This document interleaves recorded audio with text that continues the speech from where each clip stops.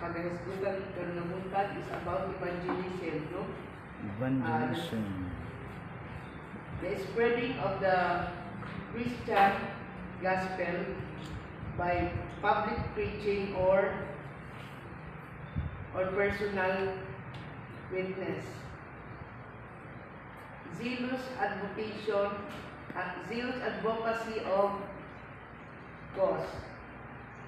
I arrived in a state of high evangelism. So, kanang naaging kainit no, sa pag-evangelize.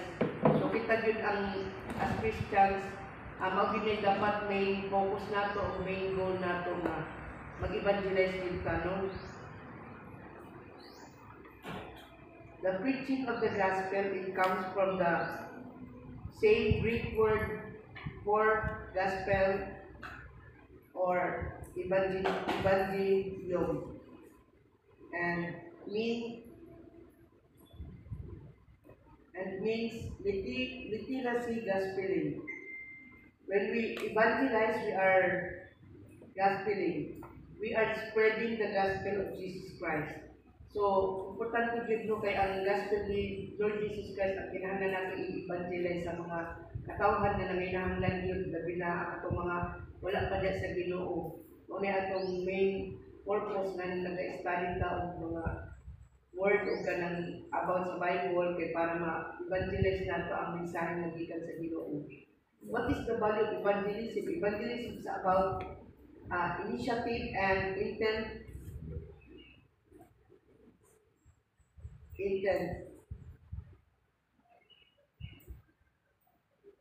Notify to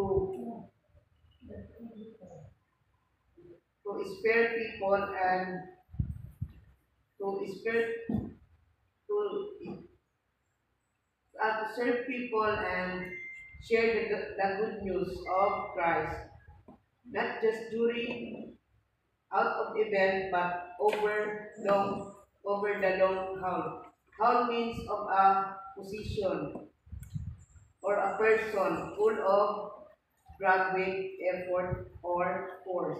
So, kailangan yun na atay pwersa, na atay kanang aim or na atay gusto or kanang eagerness na makashare sa gospel kay kanang importante din na siya as Christian na dapat na agad kay madala niya sa Ginoo kay kung bago nato ang iyang kalag kung panangit na atay palinti or na atay mga kaila nga wala pa din sa Ginoo wa pa nakaila. So we have to evangelize or share the gospel.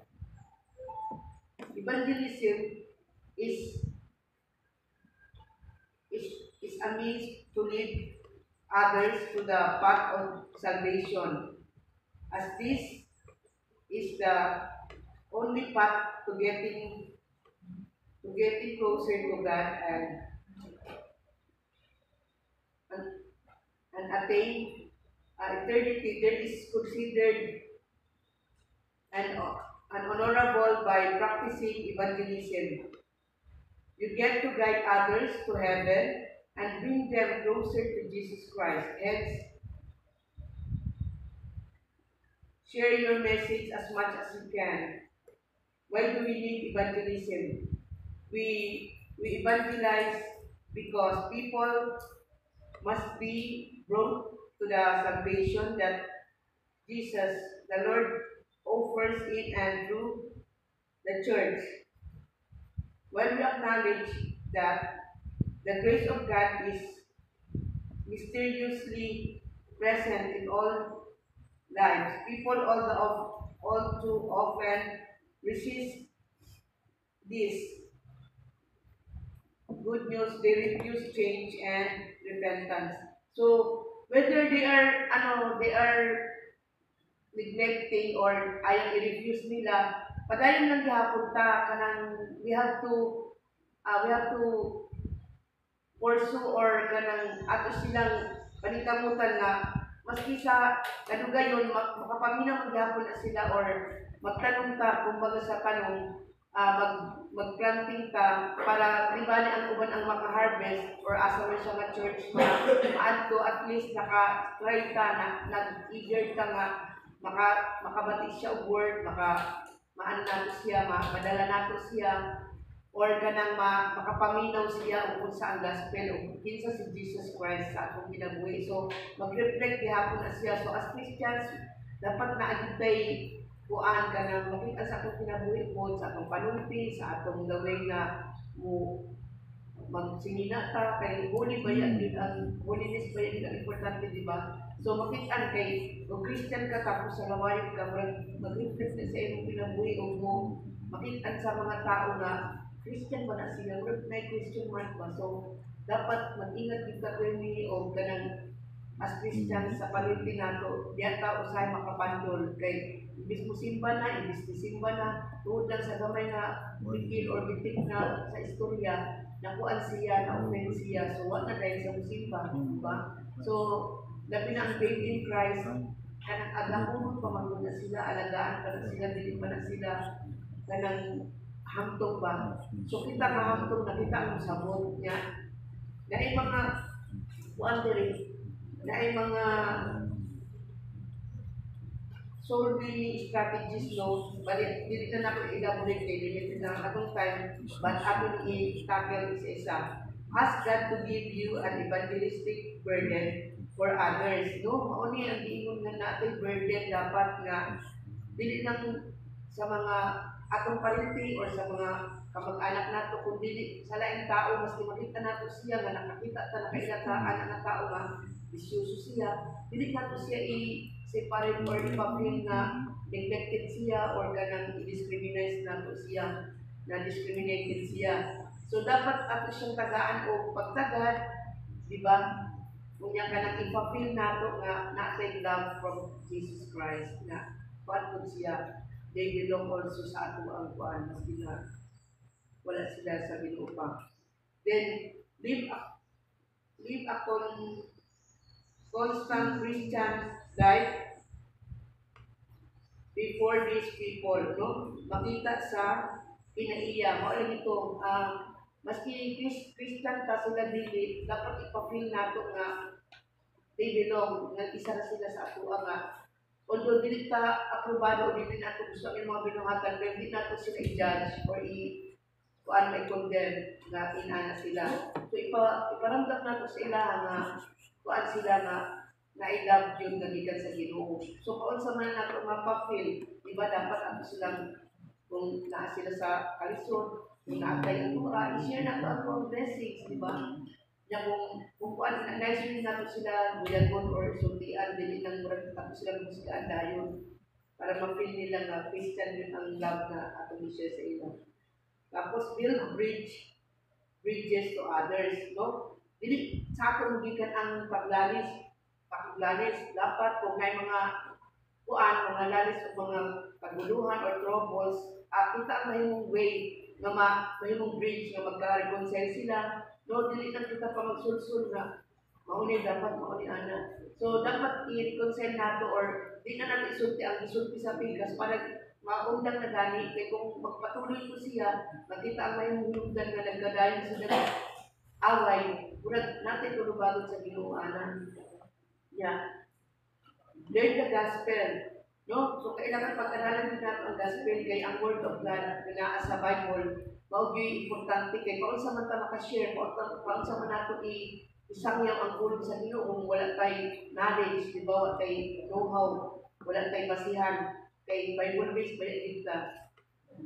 Tapos, if the right opportunity doesn't come, naturally create one. So, maula dito, kung wala yung chance na wala yung opportunity, kaysa busy kaayo, or kung balibay din siya, muli kayo din siya, pagka-everything na makita kanya, mula yung siya, kaya kung para din siya kasyaran o gospel, dapat kita din ang limod pamaagi sa prayer, di ba? Pwede man sa prayer. Tapos kanang ato siya i-invite or kanang pananglilig siya, kanang kung nasa sakit or na mga problema sa pamilya, mao na yung right time na opportunity nato nga makapasok pa sa ilahan, no? So mao gid nay atong paningkamutan nga makashare with the gospel maski sa unsa nga pamaagi. Tapos leave the results with God.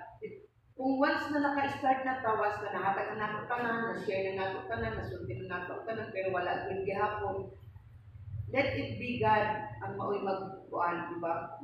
Dili ang kita, kung dili ang Ginoo na i-entrust nato sa iya ang tanan, fully entrusted kay God ang tanan kay siya ra man yun ang kuan, ang siyang gamahanan sa tanan nga mao'y makahingkap o makahubok sa kasing-kasing sa tao. Tapos, ingon sa John 9, share a verbal personal testimony, no? Kanang tayo, nakita ni mga inana siya, so kung naagian na ni mga problema o naagian na ni mga trials, imong i-share imong testimony. So once na makapaminaw siya sa testimony nimo, pwede na siya magamit na mao na siya ang kuan, ang kanang magamit para tools na siya aron makuan siya, makaila siya sa Ginoo pamaagi sa testimony. So kailangan naging kay testimony nga ipakuan sa iya, ipadungog kay kung ang testimony kay God, ang buhay ni Jesus Christ, di ba? Kung sa siya, kung ang John 3:16 ang pinakauna nga dapat nato ma-share ang love. Kay, di ba? Gihatag ang mga anak dito sa Kalbaryo para lang lumasunta, para ka ma-save. So mauna siya ang reason nga kailangan nato mag-share sa gospel. No? Nilabot sa Matthew 28, 19-20, no, kanang taas naman siya pero kailangan nato siya ma-share po. Then sa Luke 14:15-24, mayroon din sa 23, and the Lord said unto the servant, go out into the highways and hedges and compel them to give in that my house shall be filled. So kailangan no giano gid sa Ginoo ba nga ang kuan ang katong nga tao nag-invite siya pero daghan nagbalibad, di ba, wala ko adto, wala yan isugo ang iyang servant nga moadto sa gawas, moadto sa highway para manawag, para mapuno ang iyang balay. Kay naay iyang gihingkay nga walay mukaon. Pero sama na gud sa Ginoo nga kining church, dapat kita jud ang una nga mag-invite, no? Dili siya musikma kay tuod kay naata. No, murag lain. So dapat ato nang udrohon na pinaiya as Christians nga dapat makita pud sa ato ang mag-reflect ang kinabuhi ni God kung kita jud ang makitaan mag-reflect ang pinaiya sa Ginoo ang gugmad jud magtigbabaw na dapat ang gugmad jud nga gikan sa Ginoo tigbabaw sa matag usa nga mao gid ma-share nato. So kung naman tay mga